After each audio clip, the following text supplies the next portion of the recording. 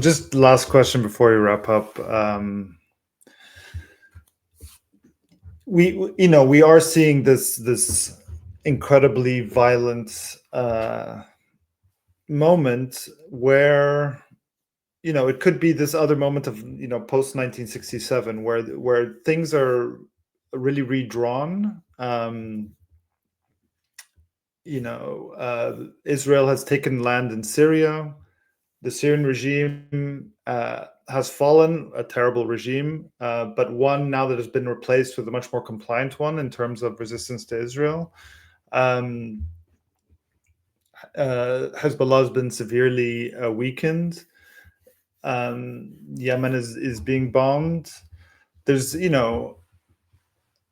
has been, and Gaza has been all but erased. We see what's happening in the occupied West Bank. We see this very violent expansion happening and annexation, and it's continuing. And the answer to any problem by Israel is just war. But at the same time, I haven't seen this level of support for Palestine in my life. I remember covering the second Intifada. You couldn't say Palestine. Saying Palestine was controversial. Like, that's not a country. There, you would get attacked so viciously for anything.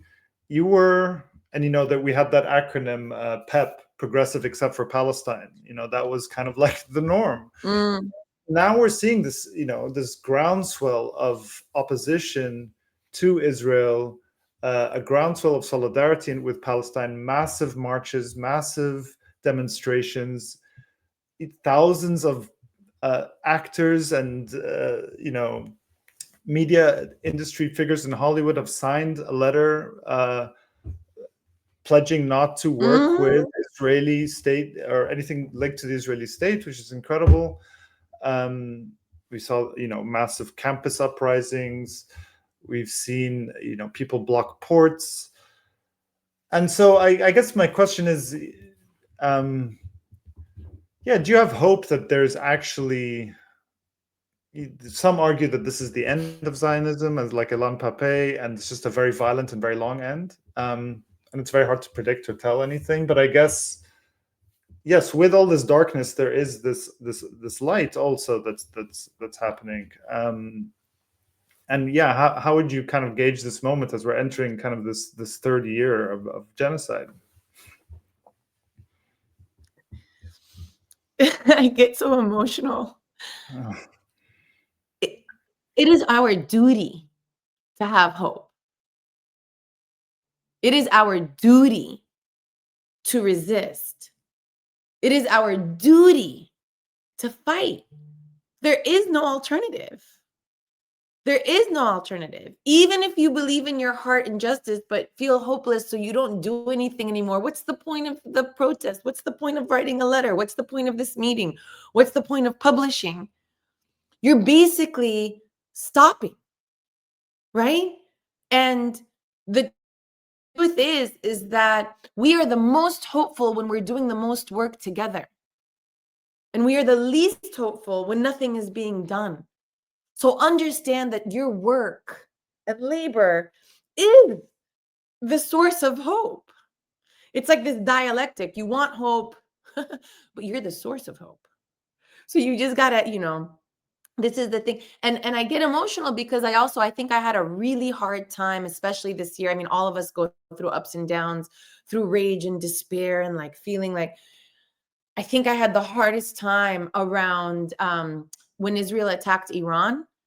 And I just saw everybody, even the Dems, who for them Obama is a darling, and negotiated civilian nuclear power for Iran in the nuclear agreement with them, U.S.-Iran agreement, that even Obama, I don't know what you call them, were creating a discourse around Iran as a nuclear threat. And I was like, wait a minute, just pull up your darlings, documents.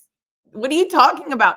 And then seeing them totally rehabilitate Israel into a normal actor, even as it was, practicing aggression against, 5 different countries and committing a genocide.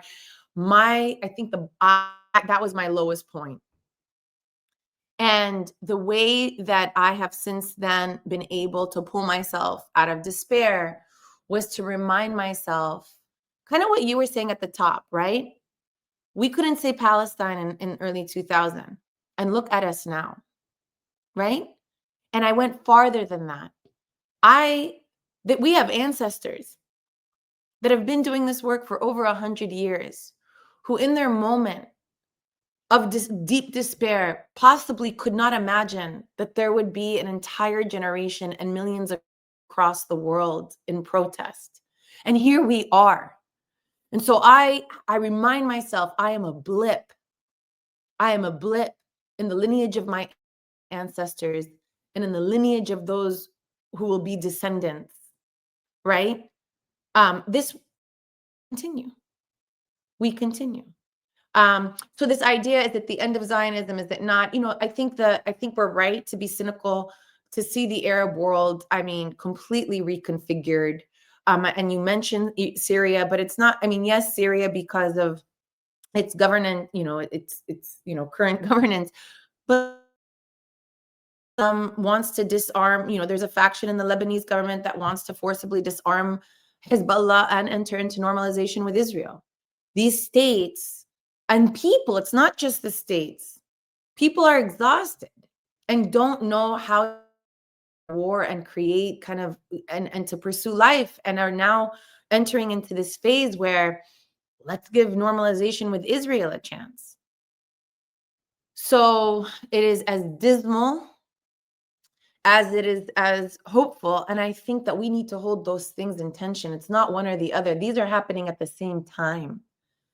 And right now, all the gains that we have to protect, because this plan in place is meant to rehabilitate Israel and to tell all those artists that took their music off Spotify and all those artists that refused, to perform, and all those, universities said, okay, go back to normal, everybody. We're back on track, and you can't make Israel into an enemy. It's a peace partner, and we can't do that. Let them do what they want. Do not take your foot off the brake. Israel has not stopped being an apartheid regime. Israel has not been held to account for genocide. The work is not done, regardless of what our political and economic elite insist upon.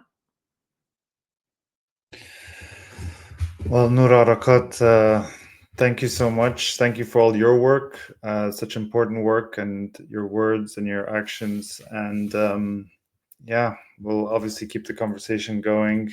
Noura Erakat is a Palestinian human rights lawyer and scholar, a professor at Rutgers University, author of Justice for Some, Law on the Question of Palestine. And what's the title of the forthcoming book?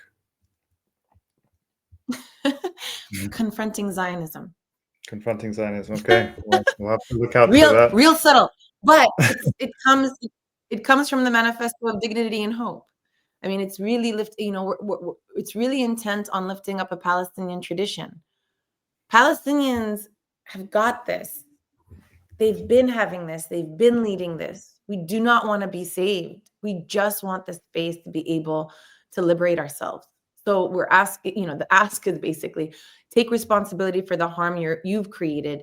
You don't need to do anything for us. Just stop causing harm.